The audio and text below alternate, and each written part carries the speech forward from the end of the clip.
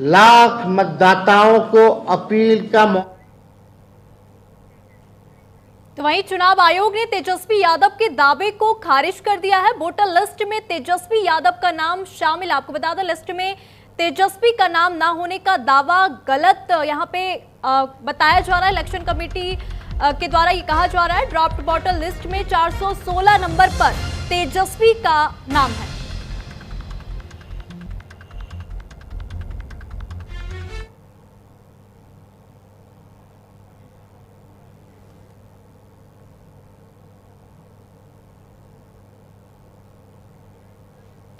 तो वहीं आपको बता दें कि तेजस्वी यादव ने पटना में प्रेस कॉन्फ्रेंस कर जानकारी दी थी कि मेरा नाम काट दिया गया है। हालांकि चुनाव आयोग ने इसको गलत साबित कर दिया है।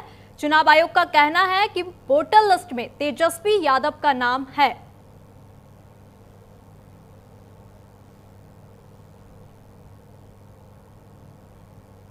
तो लिस्ट में तेजस्वी यादव का नाम आप देख सकते हैं। इलेक्शन कमेटी ने तेजस्वी यादव ने जो बयान दिया था प्रेस कॉन्फ्रेंस कर कि मेरा नाम वोटर लिस्ट से काट दिया गया है, लेकिन चुनाव आयोग ने इस बात को खारिज कर दिया।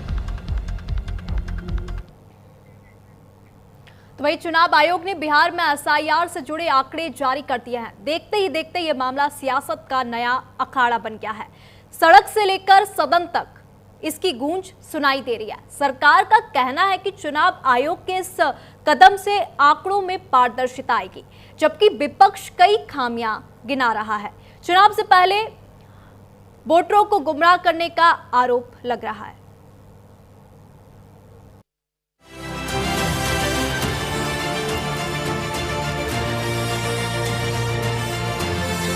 वोटर लिस्ट पर घमासान, बिहार में सियासी उफान।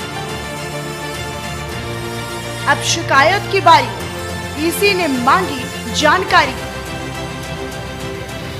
राहुल गांधी का एटम बम, एसआईआर के दावे में कितना दम।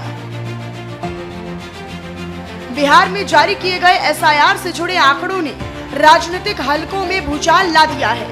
नई वोटर लिस्ट के मुताबिक वोटर लिस्ट से करीब 65 लाख से ज्यादा नामों को काट दिया गया, जो बिहार के कुल वोटरों का तकरीबन 8.5% है। नए वोटर लिस्ट के मुताबिक वोटरों की संख्या घटकर 7 करोड़ 24 लाख हो गई है, जबकि ये पहले 7 करोड़ 89 लाख थी। बिहार में हो रहे एसआईआर की गूंज दिल्ली तक सुनाई दे रही है। एसआईआर के आंकड़े जारी होने के बाद राहुल गांधी ने चुनाव आयोग पर जोरदार हमला बोला।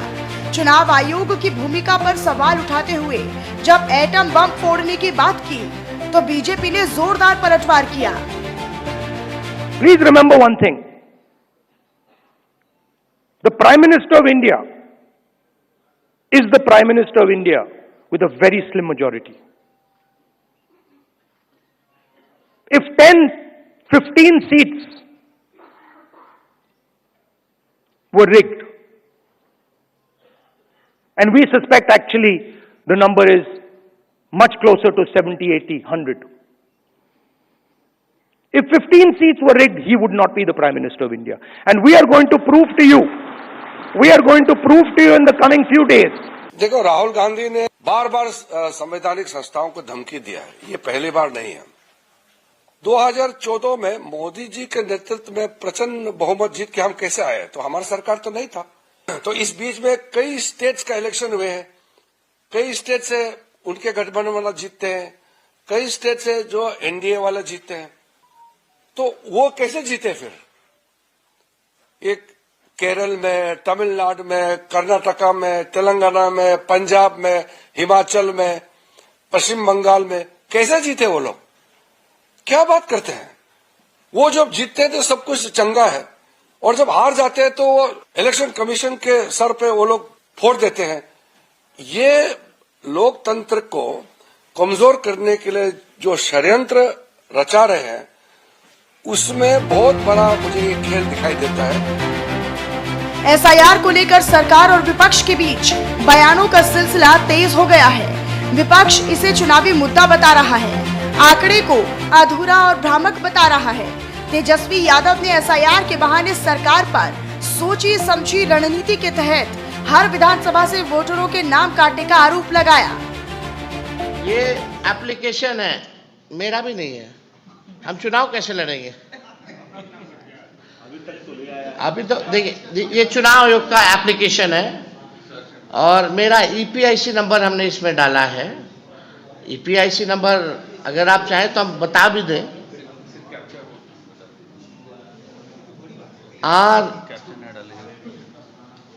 RAB 2916-120 इसमें कैप्चा आता है। हाँ, अच्छा आ रहा है। अब हम डालते हैं। अब चुनाव लड़ने के लिए आपको बूथ वोटर बनना चाहिए, बिहार का वोटर होना चाहिए, तब जाकर के आप चुनाव लड़िएगा। बूथ संख्या क्या है आपका? नहीं, मेरा तो यहाँ है, दीघा के वोटर हैं, दीघा विधानसभा वेटनरी में। अब आपको जब चेक करना, जब मेरा नहीं है तो यही ताजुब लगेगी ना। इलेक्शन कमीशन ने जिलावार ड्राफ्ट वोटर लिस्ट के आंकड़े जारी कर दिए हैं। इसमें राजधानी पटना में सबसे ज्यादा लोगों के नाम काटे गए हैं, 3,95,000। दूसरा नंबर मधुबनी का है, जहां 3,52,000 वोटरों के नाम काट दिए गए। तीसरे नंबर पर पूर्वी चंपारण, जहां 3,17,000 वोटरों के नाम काटे गए हैं। लिस्ट में चौथे नंबर पर गोपालगंज जिला है, जहां पर 3,10,000 वोटरों के नाम वोटिंग लिस्ट से काट दिए गए। बिहार के पूर्णिया से निर्दलीय सांसद पप्पू यादव ने चुनाव आयोग पर जोरदार हमला बोला है। एसआईआर को वोटों की डकैती बताया, साथ ही साथ 2024 में करवाए गए लोकसभा चुनाव को भंग करने की भी मांग कर डाली। इसमें क्या बहस है? तो हमारे लीडर महाराष्ट्र के सवाल पर कई बार सरकार से वोटर लिस्ट का डिमांड किया। उन्होंने कहा वोटर लिस्ट दें सभी पार्टी को, तो चुनाव आयोग ने वोटर लिस्ट नहीं दिया, जबकि वो चुनाव आयोग की संपत्ति नहीं है, वो सार्वजनिक संपत्ति है और सबको देखने का अधिकार है।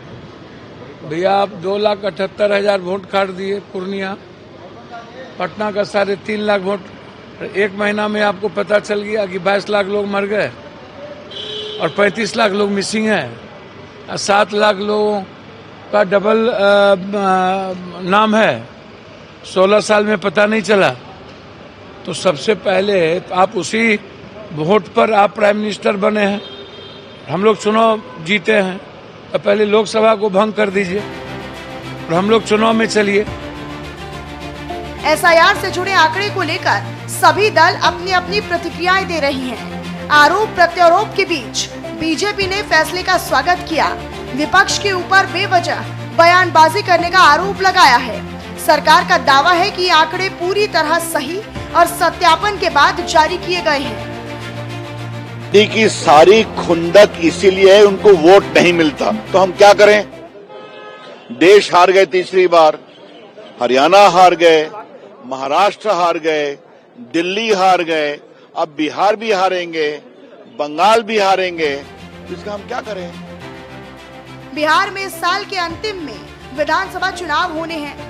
उससे पहले स्पेशल इंटेंसिव रिवीजन के आंकड़ों ने सियासी पारे को परवान पर पहुंचा दिया है। कुछ समय पहले तो मुख्य विपक्षी पार्टी आरजेडी ने चुनाव बहिष्कार तक की चेतावनी दे दी थी। हालांकि इस मुद्दे को लेकर आपसी सहमति नहीं बन पाई, लेकिन अब एसआईआर के आंकड़े जारी होने के बाद विपक्ष फिर से हमलावर है। आधे अधूरे आंकड़े देकर लोगों को गुमराह करने का आरोप लगा रही है। अब देखना ये होगा कि आने वाले विधानसभा चुनाव में बिहार की सियासत पर एसआईआर का क्या असर पड़ता है। Bureau report, news India.